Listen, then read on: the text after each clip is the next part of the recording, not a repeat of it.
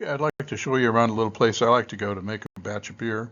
A place called Gallaghers, where you brew. It's up in Edmonds, Washington, down by the ferry dock. It's open from Wednesday through Sunday.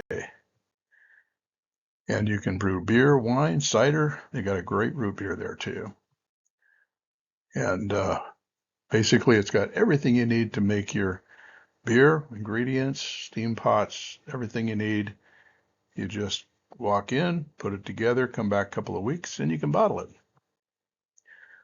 Picture on the wall there is Dennis Gallagher. He's the guy that founded it. He lives now in Florida. And the new owner is Chris, very knowledgeable, the long-haired guy. You got a nice set of taps there, several beers that you can sample while you're there. This is a view of the place. And you can listen to some nice music while you're making your brew.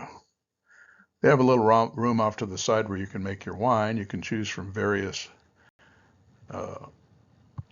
wines. You've got your capper, your corker, and they put it off to the side, and you can come back later and bottle your wine. This is the office where you pay for your brew, and the shirts on the back wall are for those of us that are Mug Club members. And if you're a Mug Club member, you get the bigger mug when you're buying your pint. This is one of the bottling stations. Like I say, 2 weeks after you brew your beer, you can come back and bottle it right here. Got a nice little gun there for loading your bottles. You can taste it, make sure it's right. You take your bottle, and they sell bottles there. They sell 12 ounce, I believe 22 ounce, and you can also fill up the big bottles. First, you're going to want to go over to the cap station, pick a color cap. Here's your capper right there. Then you can haul out your boxes. One batch is 13 gallons. It's about 136 bottles. Well, it's about 5 2/3 cases.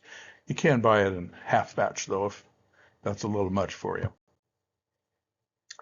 Here's where the action happens. Here's the steam pots. And first step, let's make some beer. So you've got a list here of all the current recipes, or you can bring your own recipe, of course, but they've got just about everything covered here. Several areas here. If you're wondering what your beer is going to taste like, they show you a list of similar beers that you might see, retail beers that it might be similar to. Got your alcohol content listed, and then the price for half batch or full batch. Depending on the ingredients, the prices can change. So let's pick one. Number 19 here, Octobeast, we'll use that as an example. And here's the recipe card for that beer.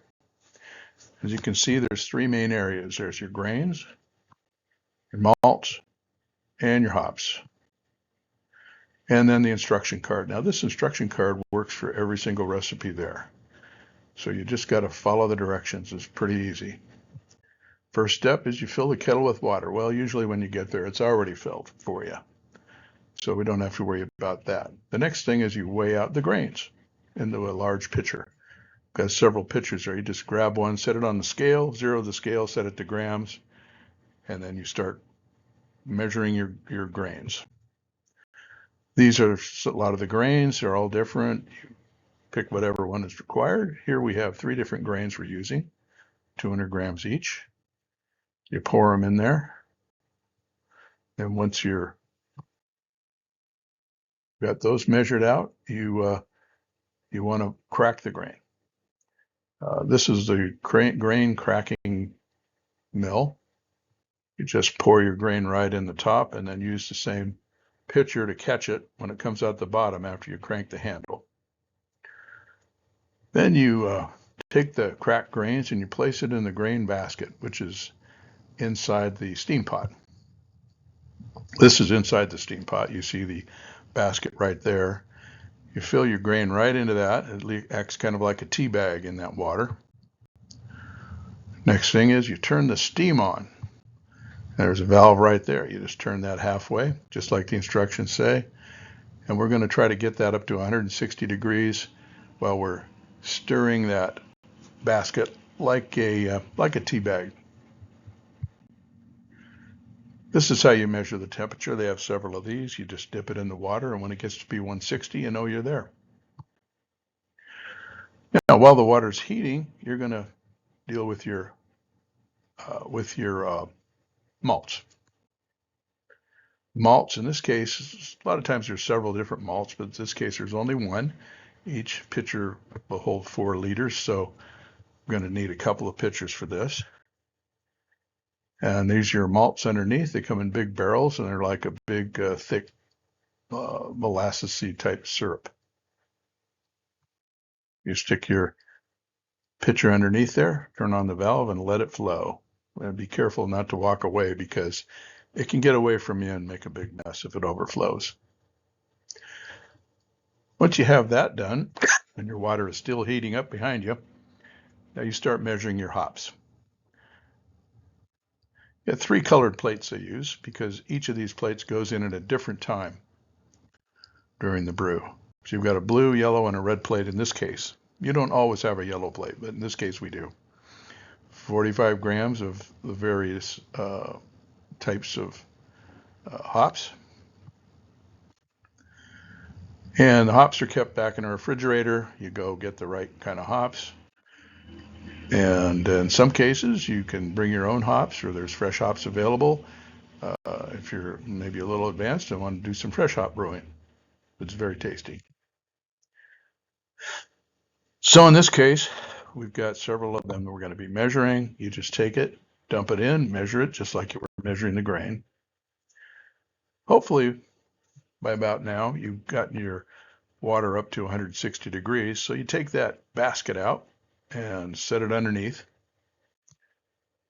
And the next step is you take the 2 pitchers you've got full of the malt syrup, and you put those over the lip here. And there's a way you can just kind of catch it under the lip there, and it just holds itself right up. And just let them drain in there. When they're just about done draining, you want to get all you can out of it. So they have spatulas there, and you just scrape that spatula right into the wort. Then you stir like mad and make sure it's all mixed up. Use these paddles here to mix it up. Now you just sit back and you let it come to a boil. And it should be a pretty nice rapid boil. At that point, you slowly start adding your blue plate. And we also usually have a couple of teaspoons of Irish moss in the blue plate as well, per the instructions. And then we turn the steam on to 1/3 instead of 1/2. We're going down to 1/3 now. And this is going to be the start time of the brew. So there's your steam valve. You turn that to 1/2. Okay, if you flip the card over, you see this on the back side, and this is where you record your start time. So let's say it's 2 o'clock when we put our blue plate in, and we mark that at 2. So then we just start adding 30 minutes, another 15 minutes, another 5 minutes, and then in 1 hour total, you're done.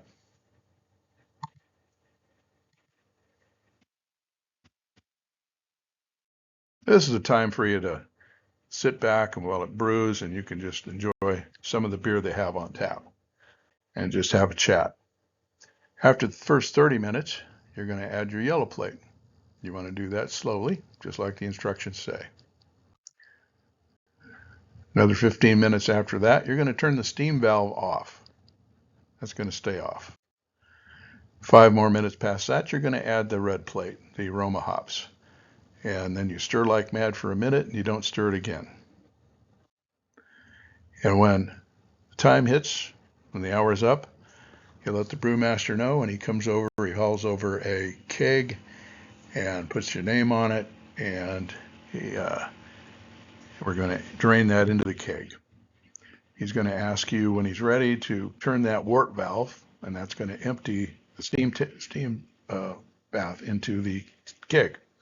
It goes through this cooling apparatus because It's hot at that point, and it would kill the yeast if we put the yeast in at that hot. So it cools it down to a temperature. They add the yeast, close it up, roll it in the back room, and it sits there for a couple of weeks till it's time to come back and bottle it. And that's pretty much it. That's all you need to know. Pretty easy. And it makes some damn good beer there.